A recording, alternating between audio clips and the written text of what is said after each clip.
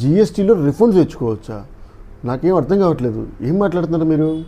అవును, under section 54 of CGST act జిఎస్టీలో కూడా మనం పే చేసిన ట్యాక్స్ని రిఫండ్ తెచ్చుకోవచ్చు.